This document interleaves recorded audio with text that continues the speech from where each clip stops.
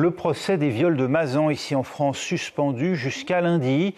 En cause, l'état de santé du principal accusé, Dominique Pellicot. Ce septuagénaire est accusé d'avoir drogué sa femme et de l'avoir soumise au viol de dizaines d'inconnus recrutés sur Internet sur une période de 10 ans. Il est absent des audiences depuis le début de la semaine alors qu'il devait être entendu pour la première fois. Les psychiatres parlent d'un homme à double facette, un mari et un père aimant, mais aussi un manipulateur dévoré par des fantasmes obsédants et dépourvu d'empathie. Dominique Pellicot, aujourd'hui jugé pour viol, est également mis en examen pour meurtre. L'accusé, très affaibli dans le box, a dû quitter l'audience pour être hospitalisé. Pourra-t-il bientôt s'expliquer? Le souhaite-t-il vraiment? Pour son avocate, cela ne fait aucun doute. Cet homme-là veut témoigner. Après, le corps, ça somatise. Alors peut-être que l'angoisse a été telle que le corps a somatisé, mais quoi qu'il en soit, il sera là. En attendant, les psychiatres ont tenté de décortiquer la personnalité complexe et glaçante de l'accusé. Voilà, le mot-clé, je crois, c'est le clivage, c'est-à-dire que dans une même personnalité peuvent coexister des réalités différentes et incompatibles. Pendant plus de 30 ans, Dominique Pellicot serait passé sous les radars. C'est lorsqu'il est placé en garde à vue pour les viols en réunion de son épouse à Mazan que les enquêteurs vont faire le lien avec une autre affaire qui remonte à 1999. Son ADN correspond aux traces de sang retrouvées sur les chaussures d'une jeune femme agressée sexuellement par un homme à qui elle faisait visiter un appartement en région parisienne. Interrogé sur cette tentative de viol, Dominique Pellicot avoue. En passant devant l'agence immobilière et en voyant la jeune femme, j'ai eu une pulsion. Ces pulsions l'ont-elles conduit jusqu'à commettre un meurtre? Dominique Pellicot est également mis en examen dans une autre affaire qui date de 1991 à Paris. Il est soupçonné d'avoir violé et tué Sophie Narme, 23 ans, lorsqu'elle aussi faisait visiter un appartement. Ici, pas de preuves génétiques, pas d'aveu, mais un mode opératoire qui semble être sa signature. Le fait de la soumettre chimiquement, de l'endormir à l'éther, c'est évidemment la volonté qu'elle n'ait aucune réaction, mais surtout qu'il puisse, dans une sorte de toute puissance, avoir tout pouvoir sur elle. En marge du procès d'Avignon, les enquêteurs continuent de fouiller le passé de Dominique Pellicot et selon eux, d'autres affaires jusqu'ici non élucidées pourraient ressurgir.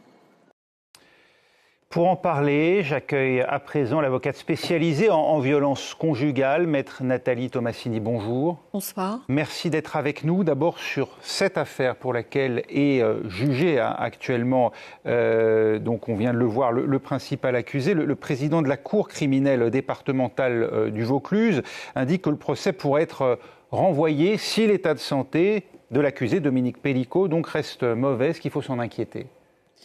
Je pense que, évidemment, il faut s'en inquiéter. Il faut s'en inquiéter tout d'abord pour les parties civiles, ces victimes qui attendent déjà depuis de longs mois, voire années, ce procès.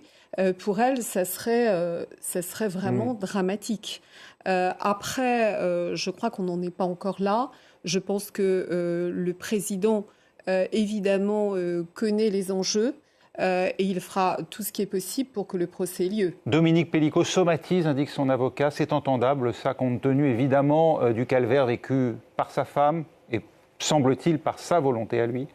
Il est évident que c'est très compliqué pour cet homme de faire face à ses victimes, à sa famille, au monde, puisque aujourd'hui, les médias dans le monde entier suivent ce procès, qui est un procès assez emblématique, à la fois sur les viols conjugaux et les viols sous soumission chimique. Le monde entier suit effectivement ces débats, ce cas de viol, vous venez de le dire, sous soumission chimique.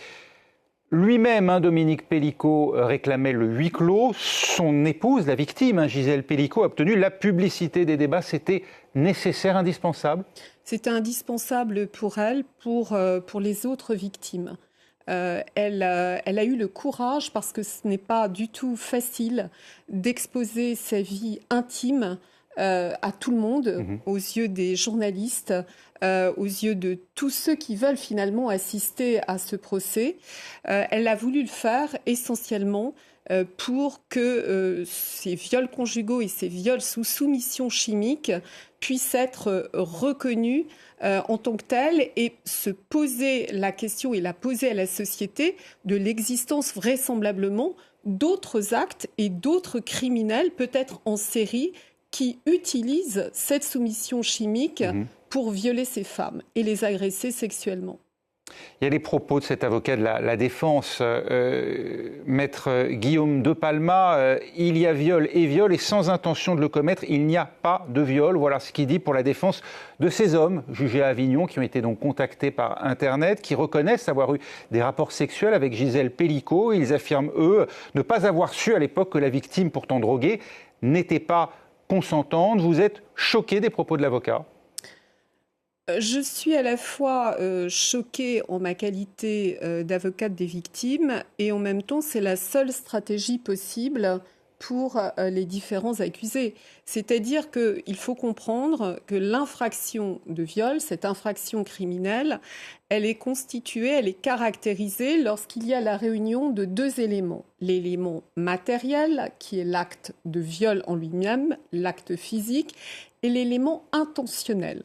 L'élément moral, c'est-à-dire, y a-t-il eu intention de violer, intention criminelle de la part des accusés? Et donc d'enfreindre le consentement de la victime? C'est même pas là le consentement de la victime qui est en jeu, parce que justement, ils veulent faire fi de l'existence ou non du consentement. Pour eux, ils ne savaient pas qu'elle n'était pas consentante, en réalité.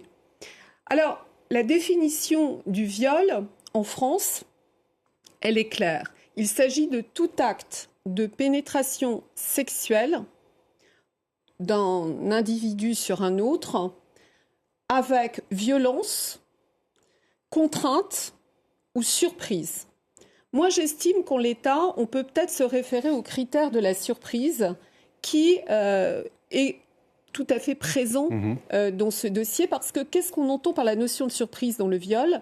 Ça veut dire finalement pénétrer sans le consentement parce qu'elle ne peut pas le donner, parce qu'elle est endormie, ou alors qu'elle est inconsciente, ou alors qu'elle est droguée d'une victime. Et là, on est dans ce cas précis. Et là, pour moi, évidemment, l'élément intentionnel, peu importe qu'il existe ou pas, puisqu'il y a bien surprise et donc il y a l'intention de finalement commettre un viol, pénétrer un être qui est finalement endormi. Parce que très clairement, je ne connais pas le dossier, mais il apparaîtrait que sur les vidéos, cette femme est totalement inconsciente, qu'elle ne bouge pratiquement pas. Inanimée, oui. Elle est inanimée. Et de surcroît, je dirais que dans ce dossier, ce qui caractérise aussi un contexte de viol, c'est le fait que le mari ait demandé à ses hommes de se déshabiller à l'extérieur de la chambre, dans la cuisine, de ne pas porter de parfum, pour ne pas la réveiller. Et de ne pas la réveiller, de chuchoter, de ne pas parler fort, ce qui veut dire manifestement qu'il y avait un contexte dans lequel on devait comprendre que ce n'était pas du tout normal et qu'au moins on devait se poser la question du consentement de la victime. La ministre démissionnaire en charge de l'égalité femmes-hommes, Aurore Bergé, appelle justement à définir, à la suite de cette affaire, la question du consentement dans le code pénal. C'est nécessaire aujourd'hui? Alors, il y a quelque temps déjà, il y avait eu un projet d'harmonisation de la notion justement de viol au niveau européen. Et la France, à l'époque, s'était opposée contre l'avis de 27 autres pays membres à cette redéfinition du viol où on inclurait finalement cette notion de consentement libre, éclairé et volontaire. Je pense que c'est une bonne notion. Je pense que cette notion de consentement, effectivement, devrait être intégrée dans la loi. Cela étant, je précise que devant une cour d'assises, la notion du consentement est toujours posée aux accusés. Monsieur, est-ce que vous êtes assuré du consentement de la victime? Comment pouvez-vous dire qu'elle était consentante? Elle a manifesté son consentement, Donc, cette question, elle est posée dans les débats. Mais c'est vrai que finalement, ça serait beaucoup plus clair si la notion de consentement était intégrée à la définition du viol. Maintenant, comme je vous l'ai dit, on a quand même cet élément de surprise et on a aussi la contrainte. Cette femme était sous camisole chimique, donc évidemment sous contrainte chimique, et quelque part elle était inconsciente, donc elle a été surprise. Merci beaucoup, maître Nathalie Tomassini, d'avoir été avec nous sur France 24 pour revenir donc sur cette affaire, ce procès suspendu alors qu'il est un procès donc de contrainte chimique, de viol sous contrainte chimique à Mazan, et donc l'audience est suspendue donc jusqu'à lundi et le retour du principal accusé, espère-t-on. Deux membres de la mission